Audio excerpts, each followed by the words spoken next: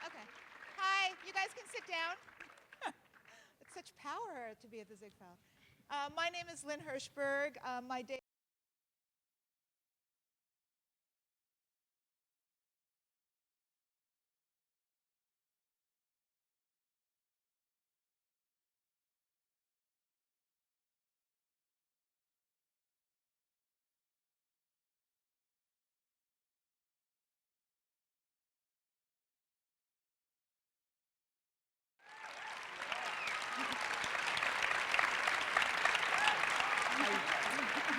Hi. Where do we sit? Whichever, wherever. You guys pick. David, you tell them you're the director. Wow. So thank you for coming on a Sunday night, which the movie says is the best night of the week. So I think we should all agree to celebrate on Sundays everything for the football to the Silver Linings Playbook.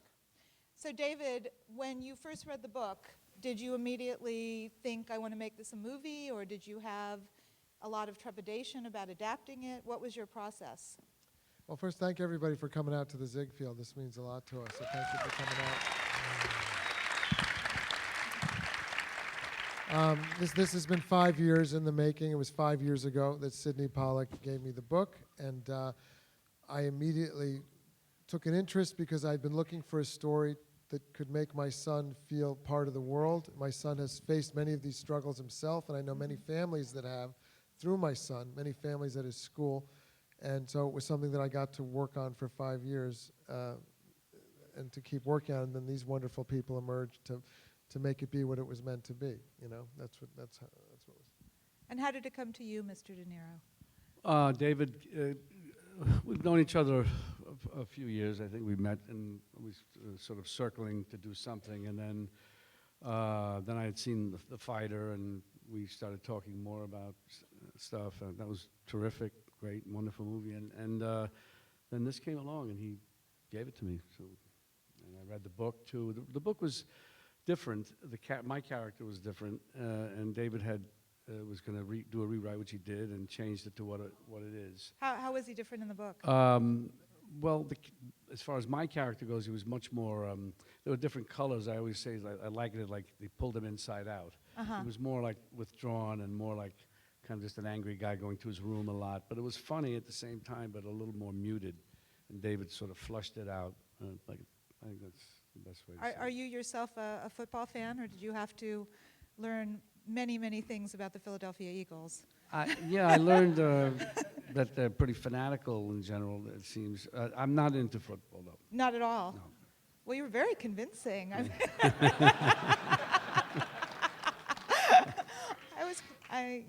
And you, Jen, how did this project come to you? You were in the middle of being Katniss. I was shooting the Hunger Games, and I heard the name David O. Russell, and I was like, yes, and then send me the script. And I read the script, and I fell in love with her. I fell in love with the characters. I mean, David is such an amazing writer because each of his characters are their own story, and I've always wanted to work with him because most of my favorite performances from actors are in all of his movies.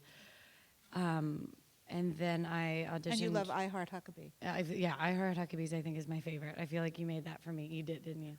And I think you have it memorized, am I right? I do. We could do a dramatic reading I could now. do the dramatic reading of the rock poem. I went through I reenacted I Heart Huckabees for David in his office. I don't think that's why he called me into his office that day. We'll never know what the meeting was supposed to be about, but that's what I ended up doing. But she auditioned from her parents' house. Yeah, and then I auditioned on Skype. So you were at your parents' house in Kentucky auditioning on Skype? Yeah. What scene did you audition with? We did the running scenes. So you were Bradley in the running scenes? You did this back and forth? Yeah. Ah, I see. And I think you did some of the scenes where you told them what was what, a couple of those scenes, some of your monologues. I think And the scene where you slapped them and that intense speech before you slap them. Yeah, oh, right, yeah. Sorry, no, it wasn't. I just remembered. And Yeah. did you audition on Skype too? Yeah, I did. And he almost didn't get it. He was really bad. There were other people. No, but you told me, or I read it, almost went or with an something, that at some point in the movie you actually were doing Mr. De Niro. You were actually, your performance was in some ways inspired by him. Yeah, I got this weird, I don't even know what to call it. It was this strange feeling when we were doing scenes where I would try to channel Bob's character because I wanted Tiffany to remind Pat of his father. And I don't know. I don't know why. I don't know if that's because deep down I'm like insanely jealous of you. And I was like, well, if I can't be Robert De Niro in real life, I'm gonna be him in this movie. But yeah. And then there were times when we were in the kitchen and trying to start the lies thing. Like the it's a white lie was his line, and I just said it with him. And he like looks at me, and I was like, sorry. I was like, my fantasy is like getting out of control. But yeah, because I feel like that is something that everybody does in a relationship. It's kind of, you fall in love with kind of what's familiar to you, and I feel like the same things that kind of hurt Bradley about his character with his relationship with his father are the same kind of mending qualities that make him better ultimately. And I feel like Tiffany should have had those qualities. And affected him kind of in a similar way. Yeah. Were you conscious of this when she was doing the scenes? Yeah, I was wondering what that sort of strange aura feeling around me. Now I get it. Sitting like this all. What was wrong with Jennifer? I was wearing plaid pants. His character. No, I like that. They end up meeting, and that's perfect in a way because they do have similar energy, and they're sort of they're suspicious of each other the whole time, and that's why it's so great when they meet. It's true. Yeah. And also there's you felt that deeply, didn't you? No, but there is something really gratifying about your character coming to terms with Tiffany and sort of accepting that maybe luck is on her side rather than on another side. There is that kind of feeling of, we all look for signs, and there's something really wonderful about seeing signs in somebody that you didn't expect to see a sign in. And to me, that's so much what the movie's about, is sort of taking a flyer, taking a chance and having it work out. There's something so complicated about the optimism, but it's still very optimistic, which I think is, was that intentional? All that I just said. No, I think no, because I wasn't going to make a film for my son or anybody who relates to that couldn't be in some way optimistic, because I've learned so much from my son, and I think it would apply to anybody I know, anything I've learned from him. So it ends up, you can't afford certain negative or cynical attitudes, you just can't afford them. And that's a part of the beautiful thing of his character is that he's very intense and real. He's always holding people's feet to the fire. He's the one who tries to tell him straight up, she moved away, that's done. Yeah. Just like she scoffs in his face when she goes, you're married. Well, if you're married, I'm married to a dead guy. Yeah. But then he's also very embracing, yeah. Of his son and of Chris Tucker and of her ultimately. Right. And that's the beautiful thing that I related to as a father. And I think that him being a very compassionate person and having encountered people, and he's known through many years who have faced these challenges, I think he had a big heart about it too. Did you have an unusually large amount of rehearsals? Because the chemistry among the group is so fantastic. I mean, you seem like you have lived in that house forever, and did you put things of yourself in that house? Did you try to make it somehow fit what you imagined the character would do or have, or your pajamas? No, I mean, David really did all that. He created this world, and the way he directed it, too, because you basically had to know what you're doing, the core of it, but he would then just sort of improvisationally almost, but not in one sense and another. He would move the camera around, he'd throw a line at an actor, and so on, which gave it a certain immediacy, a spontaneity. Made it alive. And you had been in another movie with Bradley, so you had a shorthand in a father-son way, or yeah, or in a mutual actor way, I suppose. Yeah, all those things. Yeah. I mean, that probably helped, or does that get complicated when you carry over from some other work? No, I mean, it can only help. There's no downside to Yeah. it. You have a built-in relationship, and there are parts of that you could pull on or whatever, and it's just there. It's almost sub, where how it affects the performance in some way, but it's not. There's no downside to it. Let's put it that way. And dancing, the dancing. Dancing is probably the best way to build chemistry with somebody in the entire world. That's probably Within true. 5 minutes of knowing each other. Yeah, we met at the table read, and then we were sweating and grabbing, and like it's the most uncomfortable situation to be with a stranger, and you just instantly, we were so comfortable with each other. I was like, this needs to happen like in any movie between characters, if they have to have a strong, because then you're also yelling at each other. Like within 3 days, we were like we could get annoyed with each other because we were spending like 12 hours a day sweating. So yeah, it was brilliant for our chemistry. And did you shoot this in sequence, or was this very out of sequence? As much as possible, I like to shoot a story in sequence because I think each character goes through an emotional journey. I remember her first day showed up and she had to jump in the scene where she says, "I can't give the letter to Nikki," and she just kind of jumped right into the river, and then we kind of went back to doing it in order. But we created a very specific world as we had in The Fighter. Every person put themselves into it in some way. Mr. De Niro did make those remotes his own. He made the handkerchief his own. He did things with it that we didn't anticipate. You know, she made the studio her own, the scarf, the laced coat. She handled them in ways that I never would have anticipated. And they all would come, and we'd stay there all day, every day, for 33 days. And How many days? 33. 33 days. 152 pages, 33 days.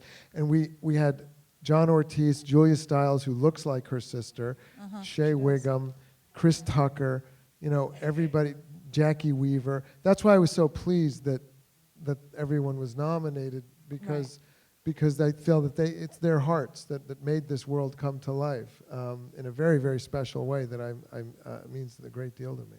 No, it's true. Your relationship with Jacki Weaver is fantastic. I mean, when she's bringing out the food and the remotes and the jerseys, and the whole thing is, you know, it feels completely natural, and yet at the same time very deep in these people. And did that evolve over time, or was that a thing once you put on the jersey you were there? No, it felt right, and David. I love the remotes too. Made I'm a little it very- confused by the remotes. How many remotes do you need? These days you need a lot, as you know. One for Renting this, a one house for that. has, one for- there, I counted 13 remotes. But for what? I I- don't know. Yeah. I don't know. Yeah, he. Sorry. No, it's, I he came here today created- ready to tell you guys that. How many remotes were there? I didn't even count the number of remotes. Oh, 3, I think. 3, very important number. And they all have to face certain directions and. Well, I learned that this all, we took the 2008 season, which is a very particular season for every game. And everything she says is actually what happened in that season. And it's also the year the economy collapsed and people lost not only their jobs but their pensions and had to turn to somewhat quasi-legal ways of sometimes supporting their families, such as bookmaking. So it was all very real. The 3 remotes, him and Paulie Herman, who's fantastic. who's so real. You know, I could You have guys made could a, take it on the road. I could have made a short movie about the 2 of them, you know, or a feature. You know, he said, I don't know why you need 3. They're in front. He says, that's none of your business why I need 3. You know, and just watching them as he's going to get them. You know, Why do you need 3? Can you tell us here today why you need 3? I still don't know why you need 3. But you do. I have my own televisions. I have 3, and I use 1, and you need for this or that. I don't know. Every television is different. I see. With remotes, it's just crazy. But that was a detail that we heard in a real house, where a guy's uncle would point it towards one end of the house or to the other end of the house, wherever the team was in the end zone. They'd point it to that side of the end zone. They always ask this question at the SAG Awards, and I actually always like the answer, so I'll ask it. How did you get what movie did you get your SAG card on? It might have been Greetings, I think. Really? Yeah. I think after that, yeah. You don't remember when you got your SAG card? It wasn't a big It's a event? long time ago. I know, but... but we all remember Greetings, so... it was you and De Palma, so... Yeah. I think it was then, or somewhere in there. yeah, I think it was. Maybe not Roger Corman was not. Right. Corman was after Greetings. Right, but I thought maybe because it was less of an independent film. I'm just making this No. up now. No, but still, that was a movie shot, Greetings in New York. Yeah. I think, yeah. And Jen, when did you get your SAG card? You can get them from commercials, right? You don't Yeah, remember yeah. when you got your SAG card? You can't No, get them I mean, from. I know Yes, that I was- think you can you get can't them. get them from commercials. Yeah. Then I definitely got them. Yeah, I don't even know. You don't even know. What, Don't even get me what started on the commercials things did that you I do? don't know that What I don't know, commercials did but- you do? What? What commercials did you do? Burger King. Burger King. Yeah, Ah. Verizon. And there's this show called Super Sweet 16, and I played one of the girls, and I got like a cake, like a disco ball fell, and like a cake went in my face. That was my first job. And then everybody, when I like went home to Kentucky and was like, oh my God, I'm a Super Sweet 16, and everybody misunderstood and thought that like I was having a Super Sweet 16 party, and everyone's like, her dad is a contractor. I didn't know she could afford that. What was your line on the Burger King commercial? What was your role? I giggled, and I actually ended up hiding my face completely, as if on purpose. Like the entire time, I was just supposed to be sitting there and if you watch it, which I did 40 times, the first time I'd ever, and I was like doing my hair and like putting it like this, and you couldn't see my face the entire time. So good job, Jen. Did you ever do a commercial? Yes, I did a. You did a commercial. Oh, yeah, about 35, 40 years ago. American Motors commercial. An American what? Motors commercial. Motors. That's Yeah, a major car commercial. Yeah. And do you remember what you played? You were just doing the voiceover, or? No, it was the kid coming home with a car to show his mother and father, and they have a vegetable stand, and It was Ma, very- look, Ma, the new car, blah blah. That It sounds what it good. was. Yeah, It was very you can look it Hallmark on card. YouTube. Up on YouTube. What? Was it like a Hallmark card? Very homespun? Well, it was like we shot it in the village. It's Uh-huh. Italian family. They run the store. I pull up with a new car. Kind of like this movie. It's like all full Yeah. circle. Mm-hmm. All right, well, there's questions from the audience. I thought you guys would like that. What was the most difficult scene for you to film and rehearse? And this is from Alex and Sasha. I hope they're happy. I have no idea where Alex and Sasha are. I know it's you guys. I'm kidding. Okay. All right, that's Alex and Sasha's question. What was the most difficult scene for you to film and rehearse? Or rehearse Well, and film? the scene, I think the big scene where we first have this sort of initial confrontation, and then, if you will, then I sort of buy into it. I realize she's got something there. That was a long 7-page scene, I think, 6 or 7-page scene. And I was personally concerned about the parlay stuff, whether it was going to work and so on, and how complex it was, and I mean, for an audience to understand. for an audience to get all the intricacies, if you will. But I was very happy with it. But Oh, I think it's fantastic. yeah. And you, Jen, what was the hardest scene to? I didn't really like and this wasn't hard for you at all. I mean, it was easy to shoot, but all of the dance rehearsal stuff, just because I get really, David knows this. If I have to do like this, if we have to do like the same scene like 2 days in a row, I'm like, oh my God, like I just get so bored. And we were inside, and like I would just be like, I've got to get outside.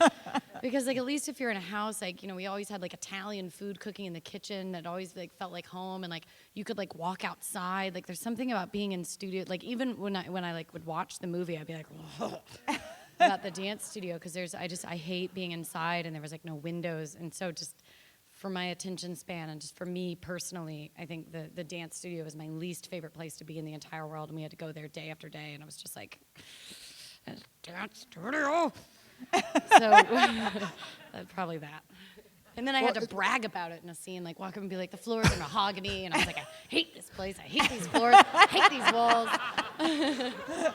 I don't think you hated it by that point. It was early on, and it's also very intense because it's just the two of them in there. Yeah. So it's very intense, and it was the one constructed set we had, so it was very intense, and we had to make everything up in there. They were very exposed. There was nowhere to hide. It was Right. it was just the two of them with bare walls and their emotions.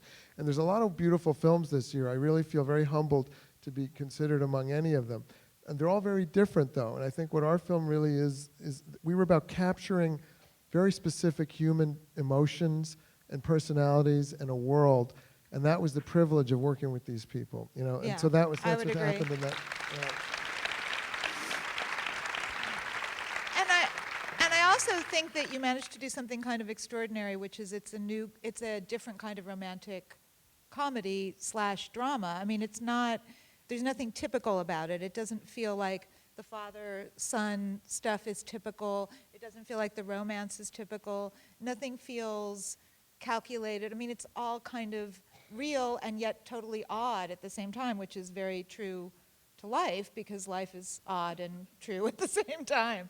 But there is this kind of, the scene where at the dance, where there's all these, you know, mannequins doing Dancing with the Stars, and they're watching football, and then the dance itself is so great, and then your speech is so amazing when you say, you know, I didn't listen to my father, and you probably won't listen to me. All of that is both surreal and incredibly real. And I know you probably can't answer this because it's just impossible, but how did you manage that balance, all of you? Because that's a very tricky equation to pull off, moment by moment. Well, I would say the key with starting with The Fighter was to be real and to be authentic. And, you know, The Fighter for me was not a movie about fighting. You know, Right. it was about those people, and I recognized people I knew in those people. This movie for me is never any kind of genre. It's about these people and these emotions. So everyone was very real and made it their own. And if you've been through anything, I think life can be very bipolar. I think sports is bipolar. I think our economy is bipolar, and that means it's both real and surreal. Okay, so Right. something that's very Yeah. emotional, you know, it can be very romantic, and it can be really upsetting. You know, or it can be very magical, and it can be, I know from going through it with my son. Sidney Pollack said to me, how are you going to get the tone of this right? It's very Right, tough. right. And I said, I know from the inside. If you've Right. been there with the police, with your kid, and then 5 minutes later, yeah, you go through these scenes where they're like, you know, well, you know, where a situation like in the movie is created because of a bipolar episode. And Right. then 5 minutes later, then something wonderful can happen. You know, Right. in the next day that just feels wonderful, you know, that's very beautiful. So it's all right there. And the Right. beautiful stuff is so important because you cherish it, because you don't take it for granted, because the hard stuff makes you so appreciative of it, you know. Well, even if you don't have a bipolar person, everyone you know is a little bit unbalanced in one way or another. But the fantastic thing to me is when Mr. De Niro is watching his son in this dance, which has got to be like the weirdest thing you've ever seen, that character. I mean, you haven't seen this before. And there's this you have this fantastic mix of expression of both joy and complete horror, and you know, but pride at the same time that he's pulling this off. And you sort of do too. There's this way in which you're kind of looking the whole time like, I can't believe we're here, and yet we're here. And I think that that's really tough that kind of balance of emotions. Were you feeling any of that when you were watching it? I mean, I know it's days and days, but. No. No. No, but I was. You were in love with it. No, yeah, I mean, that's interesting you say that, because, I mean, I was watching him, and what you described is probably more accurate than what I can articulate. Oh, well, thank you. So, thank you. But what were you feeling? Here's what I'll say. Give it a shot. Here's what do you want to try? No, hell, well, you No, you give do it a shot. That's how No, we I- all feel. Yeah, He's it's what the you only one feel, who yeah. can say it. Yeah. I can't. I can't. No, you describe it sometimes. It's okay. You said it better than I can. No, I'm sure you say it better It's than okay. Leave it. Okay. He was All a right. great teacher to us on the set, and it was beautiful to have him there because he's a great teacher. My whole life as a filmmaker, he's been a teacher to me. I was Right. writing for rhythms that I learned because he's akin to people I know in my family. Right. Yeah, it was Right. beautiful. Oh, well, of course. So it was so beautiful to write for that rhythm, and I want to just thank God for him and for Martin Scorsese, because when I saw them, I said, oh, those are my people. That's how they talk. That's how they behave. Right. And so I learned to play that instrument from my own family and from them, and then that's a beautiful rhythm. You know, Yeah. and everybody who put their heart, when you see the actors, fighting for the film as much as you are and willing to do anything for it, that's when you know they've received the heart of the film and they're giving their hearts to it. Those days were the hardest days for me with the dancing because there was several hundred extras.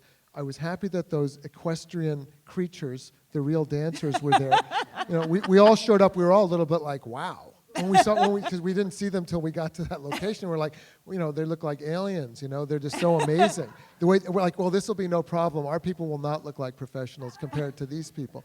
And so that was a beautiful thing. And I do believe in magic, as I say, as I believe in the ordinary and the really boring, gross parts of life, which the fighter or this film also want to show is real. There's also magic, and I believe that holidays have magic, and I believe certain events that are organized like that have a magic in them. And there's usually corny weirdness going on, but there's something. If you put your heart into it, there's magic in it. Yeah. For 2 days, these guys did the dance, okay? They memorized the dance before we started shooting it. It was a very specific dance that God bless our choreographer, Mandy Moore, that she helped create it. Yeah, It reflects their emotions. You know, it's about who they are. And it's Yeah. about music that I think I loved and that I assigned to each character as the music. So her music is the White Stripes. His music is Led Zeppelin or Stevie Wonder, and then Dave Brubeck is kind of both of their music. The cover of Maria, which is my mother's name, and my dad always used to sing that song. And Mr. De Niro's music is the Sinatra music, and it launches you into that. So for 2 days they're doing this dance. It was like an athletic event with the Steadicam, and Mr. De Niro would stand there in the corner of the dance floor, and I could barely stand to look over there because I said, Robert De Niro standing over there with Shea Whigham and Chris Tucker for 2 days, and he's just standing there.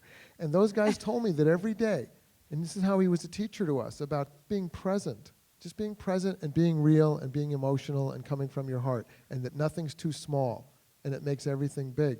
Every day I was told by the other actors, Shea Whigham and Chris Tucker and Paulie Herman, he would be out there and he would get into character outside the door and he would describe, we're going to go watch Pat dance, and we better get up there, and he would do push-ups or move around so he was out of breath, and then they'd come in. So he was always right there. That means when we came in for his close-up, it's all there. Yeah. And that dance is as much about them dancing as it is his face, his heart, Jacki Weaver, Chris Tucker, John Ortiz, Julia Stiles. You're reading that Bria Even the woman who plays his wife, Bria the B. ex-wife, the wife, yeah. How specific did she have to be? Yeah, she just walked into this. So I thought she was pretty impressive, given that, you know, she hadn't been in your mind's eye for any part of the movie except in a letter that she didn't write. So, you know, and a flashback in the bathtub, but, you know, not a lot. It's a But different kind of she could have acting. been wrong. Some people said, "Oh, she should be an amazing babe and look and make No, she had to. She was just right. I thought she was right, She was yeah. smart, tough looking. And I went up to him and I said, "How can you do this day after day?" And he looked at everybody else in the room and he said, "Well, they can all do it, and they're not doing it for the notoriety or the kind of pay we are. So why can't I do it?" And that was the tone he set for the whole picture. Yeah. All right, I'm being told to ask one more question, so I'm going to ask one more question. And this is from, I don't know who this is. Greta, something. Anyway, what was your worst audition experience for both of you in your life? I know you haven't auditioned in probably 40 years, but try and remember the worst audition that you had. And you probably did. Have you had many bad auditions? Oh, okay. You have